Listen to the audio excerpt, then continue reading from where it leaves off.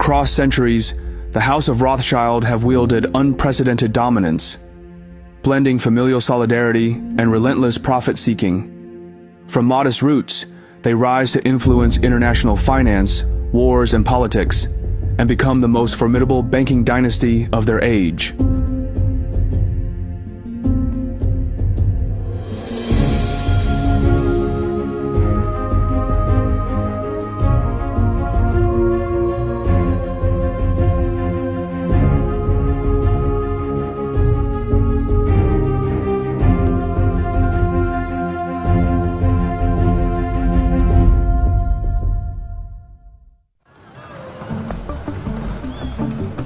The Rothschild banking dynasty has an unlikely origin, an 18th century ghetto in Frankfurt, Germany. Like many of his time, Mayer Amschel Rothschild can't own land or farms due to his race. So, he follows his family's path and becomes a textile trader. The ghetto was not very encouraging. Shops spilled heaps of second-hand clothes and soiled household goods into the alley. Frankfurt Jews are barred from farming, from handicrafts, even from dealing in nobler goods such as weapons, silk, or fresh fruit. Mayer Rothschild quickly grows discontented with trading textiles and becomes eager to explore other ventures, ones that offer higher profit margins. He soon discovers that trading gold coins and antiques could be much more lucrative. Mayer Rothschild quickly establishes himself as a shrewd trader and uncovers a brilliant strategy known today as front-running. He worked as a court agent, much like today's stockbrokers. His main client was Prince William of Hesse-Kassel. Whenever William wanted to purchase gold coins, he would ask Mayer Rothschild to obtain them from the market. What Rothschild did was this. He would first buy the coins using borrowed money, then sell them to Prince William, effectively acting as both the buyer and the seller. This practice is known as front-running in modern terms. In doing so, he profited twice, once from the 8% commission fee, and also from front-running Prince William. By 1782, Mayer Rothschild has amassed a colossal fortune and earns the position as the investment manager for Prince William's vast wealth. But for Mayer Rothschild, it's just the beginning. To truly create a strong footing in the world of finance, he must evolve into a bank. Often when traders and court agents accumulated significant wealth through their financial dealings, they sought greater recognition and respectability. Transitioning into banking was a way to gain legitimacy and credibility. Getting into banking proves genius for Mayer. By the close of the 1700s, he's the richest man in Frankfurt. But still, for Mayer Rothschild, it isn't enough.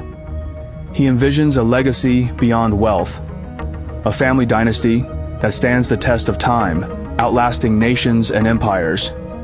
To me, it's always what's next, and I think that's what drives most very successful people. It's never about the money. I mean, that's a way of keeping score. It's about achievement, and it's about winning a game, and it's about upping the ante. To do that, he knows he needs to think bigger than just Frankfurt or even Prussia.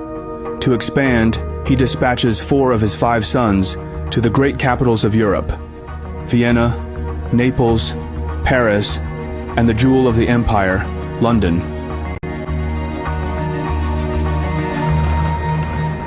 In the early 1800s, Great Britain stands as a global superpower with a vast empire across continents.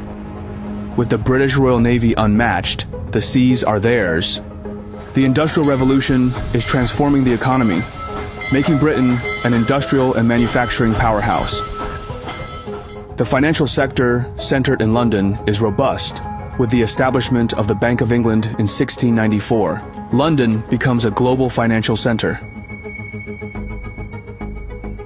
Mayer Rothschild has built a thriving banking business in Frankfurt, but he realizes to sustain the long-term prosperity of the family, he needs to expand to different major cities in Europe, including sending his 3rd son to London, England.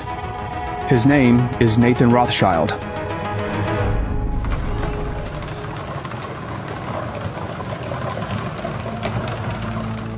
For Nathan Rothschild, the pressure is immense. He feels compelled to demonstrate to his father that he is equally capable of upholding the family legacy. Nathan was a fiercely ambitious and competitive man, as quick to take offense as to give it in his business dealings. With £20,000 his father gave him as investment, Nathan plans to maximize it as quickly as possible, by any means necessary. In the early 1800s, London textile industry saw significant growth. This industry was marked by many small-scale workshops and factories that produced many different types of textiles, from cotton to silk. Nathan sees an opportunity to capitalize on this growth while maximizing profits. He managed to create 3 sources of profits from the textile industry. According to his own account, Nathan was successful in his early days.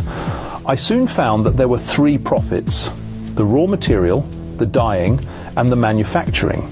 I said to the manufacturer, "I will supply you with material and dye, and you will supply me with manufactured goods." So I got 3 profits instead of 1, and I could sell goods cheaper than anybody. In a short time, I made my £20,000 into £60,000. To ensure consistent revenue, Nathan also ventures into the lucrative realm of smuggling textiles and precious metals. He became, in a word, a smuggler. By 1808, Nathan had earned a reputation as a man who had, thanks to his superior management, judgment, foresight, and connections, regularly succeeded in getting goods to the continent. Within just a few years of initiating his business in London, Nathan reports impressive gross sales of £800,000. Now, with substantial capital at hand, Nathan sets his sights on transforming his enterprise into a bank. He plans to build it to be bigger than his father's bank in Frankfurt.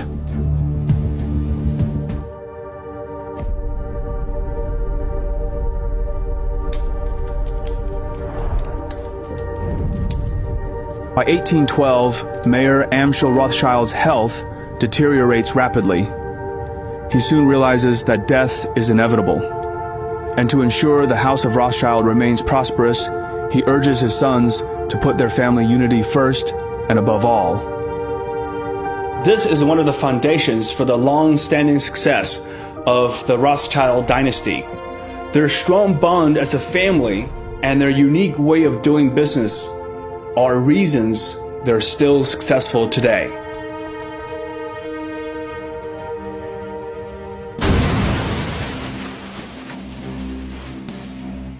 As the Rothschild sons establish their banking houses in different cities, Europe enters an age of wars set to span over a century. Whereas the 18th century wars had tended to be limited, had tended to end in a truce where people sat down and negotiated, the wars of the 19th century, at least some of them, became increasingly ideological and increasingly difficult to stop. Thanks to its sophisticated finance system, the United Kingdom wages 6 wars in the century without facing an economic collapse. Today we live in a world dominated by a single superpower, the United States. Indeed, it sometimes seems a little bit as if we've become part of the American empire. Yet Britain was the world's superpower for more than 2 centuries, exerting even more power beyond her borders than the US does today. By 1814, the Duke of Wellington wins battle after battle against Napoleon and plans to bring the fight to France. But while in France, Wellington realizes the need for a significant amount of French coins for expenses. Wellington's campaign was being fought at a time of unparalleled fiscal overstretch. In protracted campaigns like Wellington's in the Iberian Peninsula, more sophisticated methods of procurement were necessary. Above all, it was essential to be able to purchase supplies and to pay troops. Nathan sees this as a once-in-a-lifetime opportunity. If he can meet this challenging demand, it can elevate his bank to unprecedented heights. Nathan subsequently made what he had done sound easy. When I was settled in London, the East India Company had £800,000 worth of gold to sell. I went to the sale and bought it all. I knew the Duke of Wellington must have it. I had bought a great many of his bills at a discount. The government sent for me and said they must have it. When they got it, they did not know how to get it to Portugal. I undertook all that and I sent it to France. And that was the best business I ever did. By the mid-1800s, as Europe turns into a hotbed of war, its countries increasingly need the foreign exchange market. To start a war, you'll need money. If you lose a war, you often have to pay the other side. For the House of Rothschild, wars become a profitable business. Their network of banking houses provides a unique competitive advantage. Back then, the modern banking system was just starting, so they could charge high fees, sometimes as much as 8% for providing currency exchange services. But revenues from commissions are just a small part of their income source. The Rothschilds understand that in the world of finance, information is everything, and speed is king. They were one of the earliest successful forex traders, using private carriers and even leveraging well-trained horses and pigeons. The Rothschilds stay steps ahead of the competitors. As a result, currency speculation becomes their most profitable business. The profit for the London house keeps rolling in, and Nathan Rothschild becomes the richest man in the world. But even the most powerful man in finance can't defeat the ultimate enemy.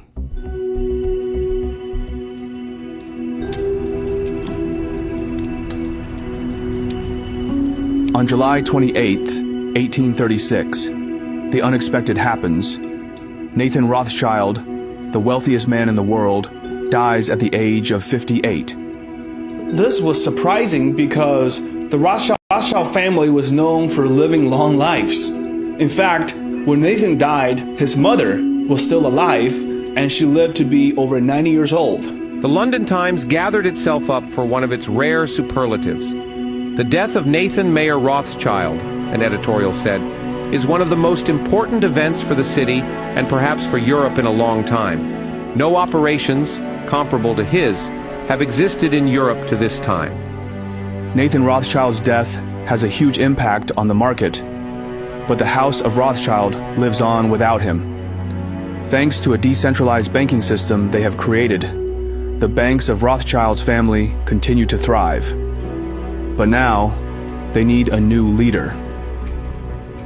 Nathan Rothschild's youngest brother, James Rothschild in Paris, becomes the commander-in-chief of the family dynasty. For James, the pressure of being a Rothschild is immense. While government bonds and war financing remain profitable businesses for the family, the competition saturates the playing field, eating away at their profit margin. To bring his family new glory, he looks for a new edge. Nathan's youngest brother James was markedly less submissive to his will than the other three. The youngest brother was intellectually and temperamentally Nathan's equal. He also had the advantage of a better schooling. Even in acknowledging Nathan's leadership, James was less than deferential. James Rothschild soon sets his sights on a new burgeoning industry, the railroads. In the early 1800s, Europe witnesses rapid railroad expansion, starting with England's Stockton-Darlington line in 1825. Railroads revolutionize transportation, foster industrial growth, enhance trade, and reshape landscapes, ultimately connecting major European cities and regions. Throughout the 1840s, the Rothschilds provide financing for many railway ventures, reaping substantial profits from commissions and trading railroad bonds and stocks. The Rothschilds were clever with their money. They often used other people's money to reduce their own risks. James Rothschild played a big part in what was known as syndicate in France during this time. By now, the Rothschilds are more than bankers, but the bank remains at the heart of the family business and generates the funds that are then invested in assets that are in increasing demand. Metallurgy, mining, and above all, railways.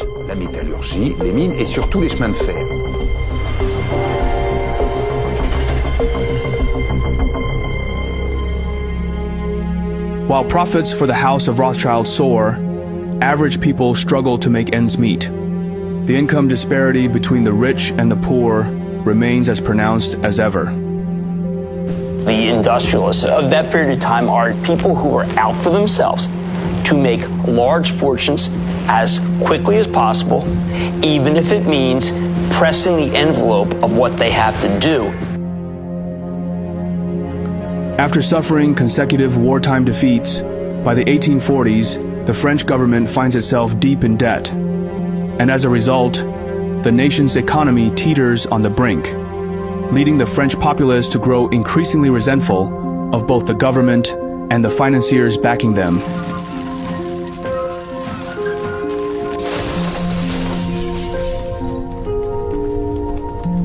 Within days, the Rothschild Bank in France nears its breaking point. As the head of the French bank, James is desperate to save his institution. He turns to his nephew in London, Lionel, the son of Nathan Rothschild, for assistance. The French Revolution brought their houses in Vienna and Paris to the brink of insolvency, obliging the others in London to bail them out. By then, the Rothschild family's banking business had been around for almost 2 generations. For Lionel, bailing out his uncle's branch poses a significant risk and at a potential loss. However, to him, family unity ranks above all else. His London bank arranges a loan, saving his uncle's bank from collapse.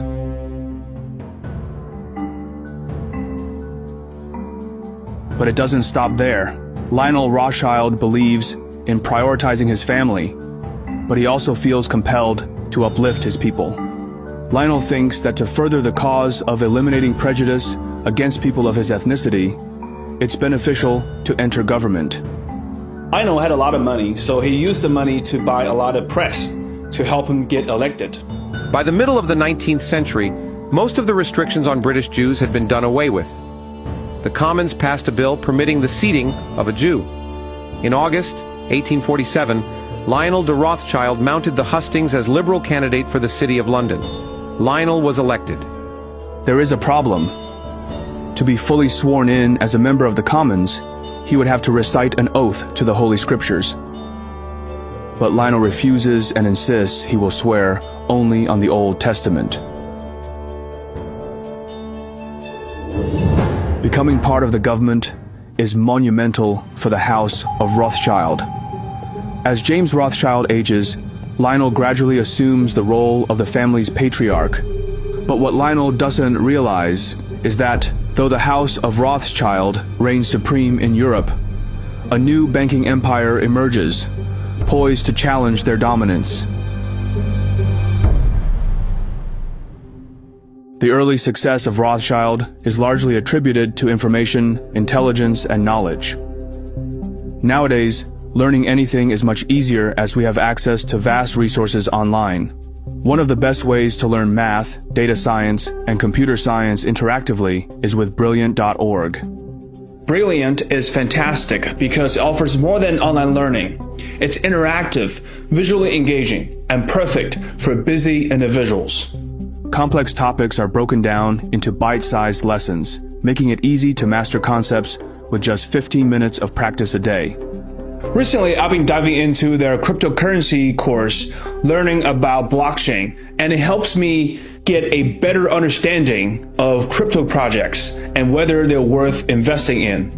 Brilliant offers interactive puzzles, riddles, and games, allowing you to enjoy the learning process without having to simply memorize facts. They expand their courses with new content monthly, including How Large Language Models Work, a course designed to help people stay ahead of the AI wave. Additionally, you get to learn practical skills that can potentially enhance your professional career for a lifetime. Visit Brilliant.org/Phineas or click the link in the description for a 30-day free trial. The first 200 customers will receive a 20% discount on their annual premium subscription. Thank you, Brilliant, for sponsoring this video. Junius Morgan is a British banker of the merchant banking firm, George Peabody and Company. By 1864, upon Peabody's retirement, Junius takes control of the firm. Junius Morgan always had a gravely mature air. He was the sort of prematurely middle-aged young man old financiers found consoling. He was solemn and businesslike and always master of his emotions. Junius Morgan understands that to play in the big league, he needs to venture into government financing. And for a banker in the 1800s, nothing presents more opportunities than wars. In 1867, France tries to purchase Luxembourg from the Netherlands. However, Prussia opposes the move, leading to rising tensions. The Chancellor of Prussia, the notoriously ruthless military man, Otto von Bismarck, waits for an opportunity to strike. On July 19, 1870, Napoleon III declares war on Prussia. This declaration aligns perfectly with Bismarck's aspirations for a war that would further German unification under Prussian leadership. From the very beginning, Bismarck had a wild temperament, and it was very difficult for him to rein it in. He had these two sides, a clear intellect and tremendous precision. It was the combination of his wildness and his intelligence that drove him to escapades, drunken excess, or duels or fencing. Bismarck always wanted to fence to prove his manliness. I see him as a raging bull. Having financed wars for a century, the House of Rothschild possesses an uncanny ability to predict if a country will win or lose. They have no faith in France to defeat the formidable Otto von Bismarck, and it will not make sense to lend money to France. While major banking houses like Rothschild and Baring avoid lending money to the French government, Junius Morgan sees this as the opportunity of a lifetime. It doesn't matter to him if France can win the war. What's crucial is if France can repay the loans. He quickly understands that even if France loses, the nation's economic resilience ensures their capability to pay back the loans. Although French politics was very shaky at the time, the French economy was very diversified, and more importantly, it had a very efficient tax collection system. Through his syndicate, Junius Morgan raises over £10 million for the French army. As an American banker, he also grants the French government access to purchase American arms.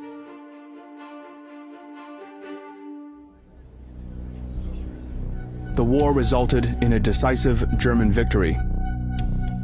The conflict ended with the Treaty of Frankfurt in 1871, leading to significant territorial losses for France and the proclamation of the German Empire in the Hall of Mirrors at the Palace of Versailles.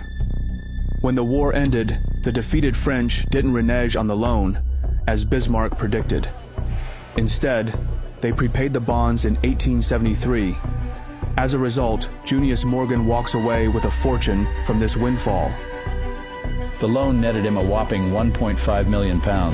This vastly augmented his firm's capital and propelled him into the upper ranks of government financing. And now, the House of Morgan has become a formidable force in finance.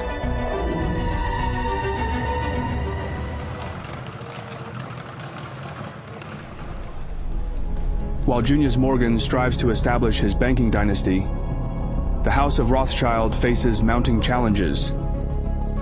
Following the death of James Rothschild in 1868, the younger generations of Rothschilds become increasingly fragmented.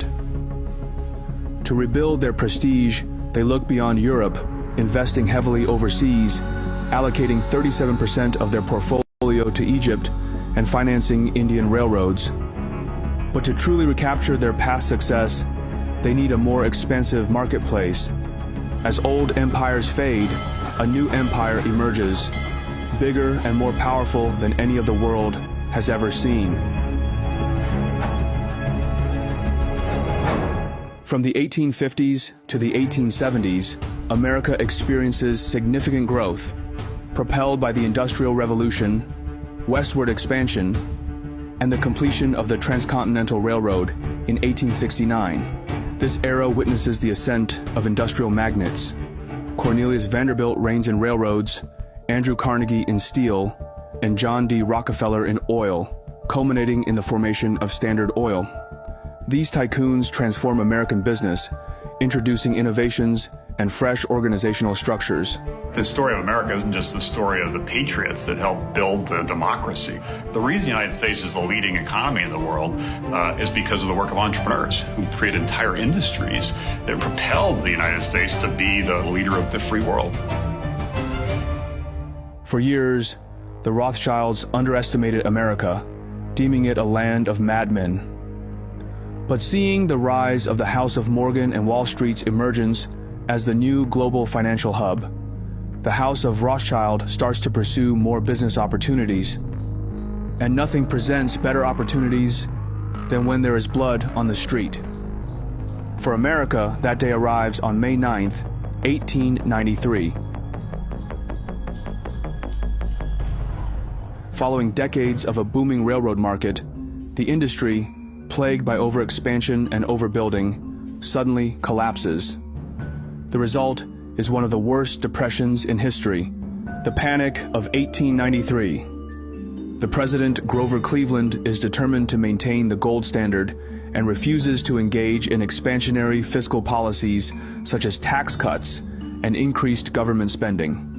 Back then, the US dollar was not the main global currency. The British pound was. President Cleveland felt that to maintain the credibility of the US government, he must maintain the convertibility of dollars to gold. The Cleveland government is running dangerously low on gold reserves, so he calls on J. Pierpont Morgan for assistance. Around this time in the late 1800s, Junius Morgan had passed away in a traffic accident, making J. Pierpont Morgan the head of the House of Morgan. The federal government is days away from depleting its gold reserves. Morgan understands the outcome will be disastrous for the young country and for his own banking empire. And he knows there is one family with access to a vast amount of gold that can help the federal government: the House of Rothschild. For the last 3 decades, the Rothschilds have been strategically investing in mining operations for gold and silver. Their interests in gold mining grew rapidly. Moreover, many of the bond issues handled by the Rothschilds in this period were linked to the recipient's adoption of the gold standard. J.P. Morgan raises $65 million by issuing government bonds and uses the money to negotiate with the Rothschilds, purchasing 3.5 million ounces of gold for the Fed. Back then, banks really liked doing business with the government. Why? Because governments usually pay back their debts, and they can always collect more taxes if needed. The collaboration of Morgan and Rothschild makes their bond offering one of the most sought-after investments. The gold bonds sell out in 30 minutes when offered to the public. America enters the world scene as a new empire, one that rivals any in the history of the world, a superpower. While the Rothschilds successfully expand their business reach in America and throughout the world by the late 1800s and early 1900s, the old empires in Europe head for another major showdown. By the early 1900s, tensions among European powers reach a boiling point, fueled by imperial rivalries, military buildups, and complex alliances. While the path to war threatens businesses with potential catastrophe, the House of Rothschild sees an opportunity to capitalize on the growing tensions. The head of the London Rothschild Bank is Natty Rothschild. He advocates for the British government to expand its naval capabilities. So many European countries started to spend more on their militaries. For that, they needed money. What the Rothschilds don't realize is that the war that is about to unfold will be more brutal and deadly than any they have ever encountered before.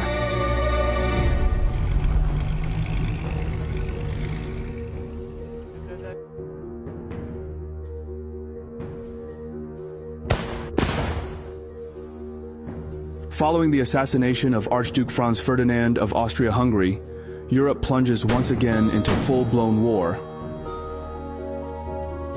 Look at Serbia. Serbians are saying, we don't want to be ruled by the Austro-Hungarian Empire. That's an old, tired, imperialistic structure. We are our own country. It's the Serbians who assassinate Archduke Ferdinand and his wife Sophie, and of course, that's the trigger that begins the whole conflict. This war features trench warfare, new weaponry, and results in massive casualties, with an estimated 10 million soldiers and 7 million civilians dead. For the first time, members of the Rothschild family align with opposing sides. Though the Rothschilds survive World War I and even profit from war financing, their scale of operation is overshadowed by the rising banking dynasty in America, the House of Morgan, now led by J. Pierpont Morgan's son, Jack Morgan. The Morgan Bank serves as the key financier for the U.S. government during World War I, raising funds through war bonds and extending crucial loans to European allies. In 1935, the Jewish Chronicle ventured to suggest, with perhaps a hint of relief, that the Rothschilds' heyday was waning. The most intellectually gifted of the next generation of Rothschild men turned his back on the family business. After World War I, the House of Rothschild finds itself in disarray, and different banking divisions pursue various objectives and become more integrated into the countries where they operate. At the same time, Europe sees a surge in anti-Semitic sentiment, driven by economic hardships and political unrest. The Rothschild family, as prominent Jewish bankers, faces heightened scrutiny and hostility. In Germany, following its defeat, the nation endures one of its most severe economic downturns. A new kind of leader harnesses the anger of the German public and swiftly rises to the position of chancellor. His rise to power spells trouble for the House of Rothschild, especially the German banking branches.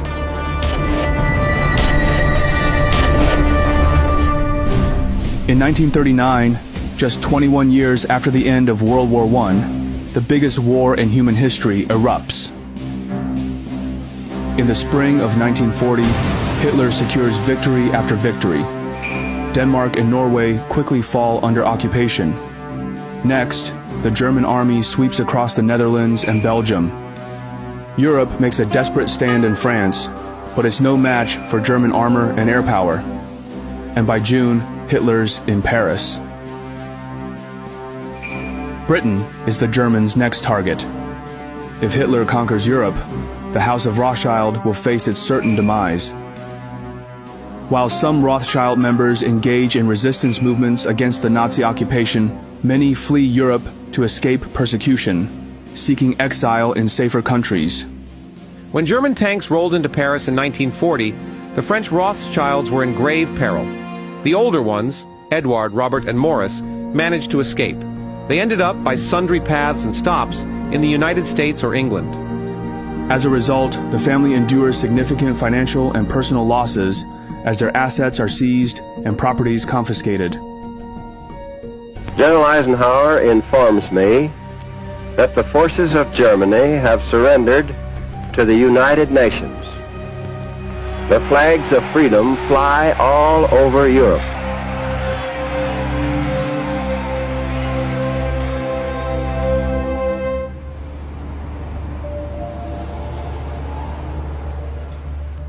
As the Rothschild dynasty becomes increasingly fragmented, N.M. Rothschild of London takes on the challenge of rebuilding and carving out its own direction. For N.M. Rothschild and Sons, their core competitive advantage remains government financing. This has also been a core strategy of the Rothschilds. They worked closely with the government to finance big projects. The Rothschild believes that as long as they had good relationships with the governments of strong countries, their business will always do well. Rather than aiming for expansion, Rothschild preserves its business model as a private club, financing elites while evading public scrutiny. By the 1970s, a future media mogul seeks N.M. Rothschild's assistance. His name is Robert Maxwell. Maxwell served in the British Army during World War II. After the war, he worked for British intelligence and later entered the publishing industry.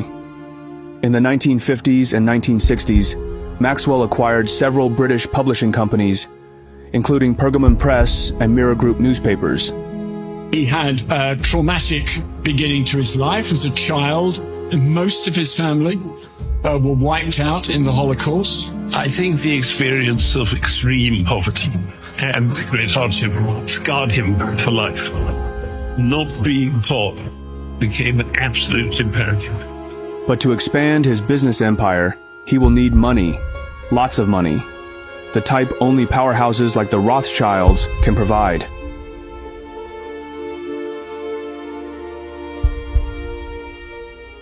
In the 1980s, Maxwell's investments look like they're doing well, but trouble is brewing inside N.M. Rothschild. Lord Victor Rothschild and his son Jacob are on one side, fighting with their cousin, Sir Evelyn de Rothschild. Around this